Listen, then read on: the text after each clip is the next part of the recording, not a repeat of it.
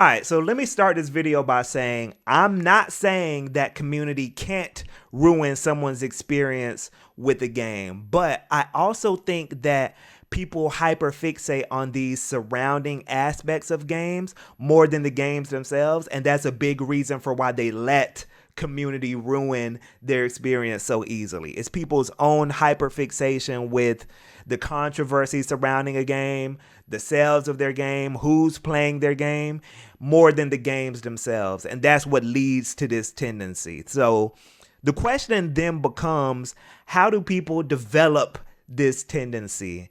I've thought about it, and I'd say the core reason why is people's desire to want to feel a part of a trending conversation, people's desire to want to feel a part of something bigger than them. The problem with this, though, is that when people's interest in a game is motivated by wanting to feel a part of a trending conversation, then their enjoyment is going to suffer when the conversation no longer serves them, even if nothing has changed about the game itself. And let me explain what I mean by the conversation no longer serving them, because that can show up in a few different ways. It can mean the game becoming less popular, or it can mean the community becoming too toxic, or it can even just mean another game coming along and being the new flavor of the month, the current game no longer being cool to talk about. And look, man, it's totally normal to want your game to be socially viable, I guess. But when that feeling goes unchecked, it can be a distraction from the actual game itself. Let me use my experience in the fighting game community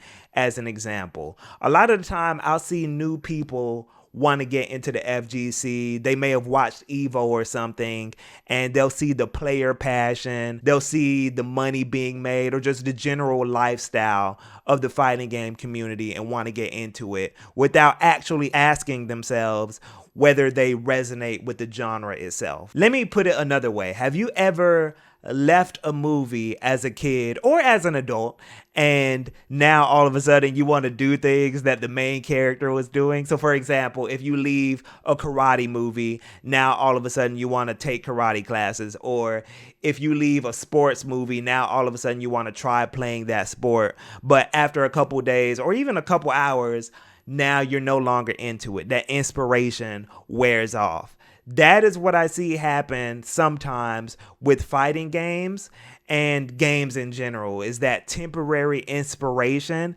that comes from romanticizing the activity as opposed to understanding or having a real appreciation for the activity itself. So I say all that to say, getting into a game because of the community instead of getting into a community because of the game can lead to you obsessing over the community aspects as opposed to the game itself. So then how can this community obsession ruin a game for people? And I'll go back to the fighting game community as an example.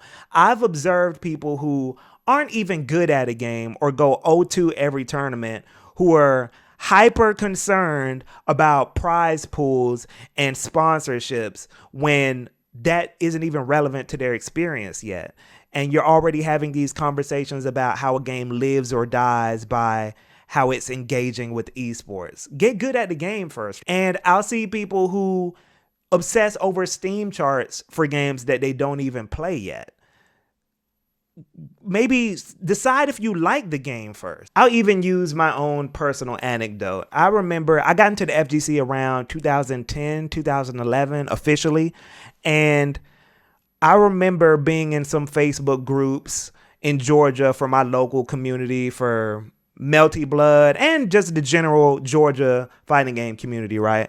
And I remember some people being very militant about how available people were to go to locals. They would say things like, oh, if you're not willing to travel 45 minutes to go to your local, or if you're not willing to travel an hour, then you don't really care about the game. You're not really passionate about the game. And look, I support going to your locals. They're a great way to encourage community and support your game. But if someone isn't willing to travel an hour or 45 minutes just to go to a local, that doesn't mean they don't care about the game. They may have work the next morning. They may be tired from work. But again, that's that community obsession that makes some people miss the forest from the trees. And look, I know these games are multiplayer, but some people kind of take that community aspect too far, basically, is what I'm saying. Now, I will say there are surrounding community aspects of games that are outside of your control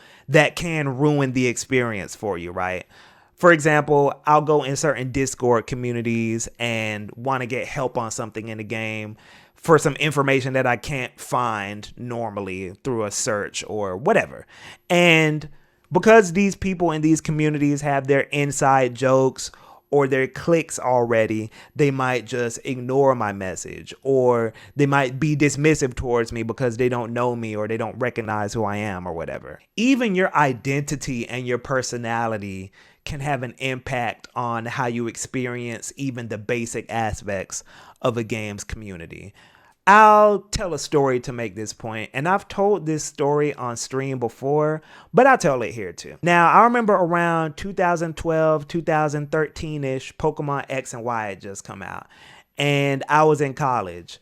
So I was going to class, I got there early, and you know how if you get to a class early and the class before you is still in there, you got to kind of wait outside before you can go in. So I was waiting outside and I saw these white kids sitting on the floor. Them being white is important to the story. They were sitting on the floor, Indian style, playing their 3DSs. So I glance over and I'm like, oh, they're playing Pokemon X and Y. So I have my 3DS on me. I go up to them and I'm like, hey, I got Pokemon X and Y too. Can we trade? Can we battle? What's up? And one of them looks up at me and they're like, shouldn't you be with the jocks?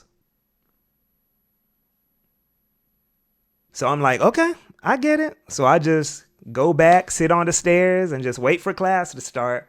And look, I can't say for sure if they were racist. Maybe it was my vibe. Maybe it was my personality, the way I dressed, whatever. But what I can almost for sure say is that they were pretty much sending me the message that, oh, you seem too cool. Stay over there. We don't want you included with what we're doing. So because of what I was perceived as in that moment, for aspects that are outside of my control, I couldn't experience a basic functionality of Pokemon X and Y through trading and battling. So I fully empathize when people say that sometimes community can ruin their experience with the game. But I just think that we should assess these things on a case-by-case basis and really question ourselves and say like, oh, is this the community? Is this something that is integral to my experience with the game, or is it me? So I'll ask y'all, how much of your gaming experience needs to involve the social aspects, the discourse, the community, etc.? How much of that is in your control? How much of it can you experience by yourself? Let me know. It's GK. Peace out.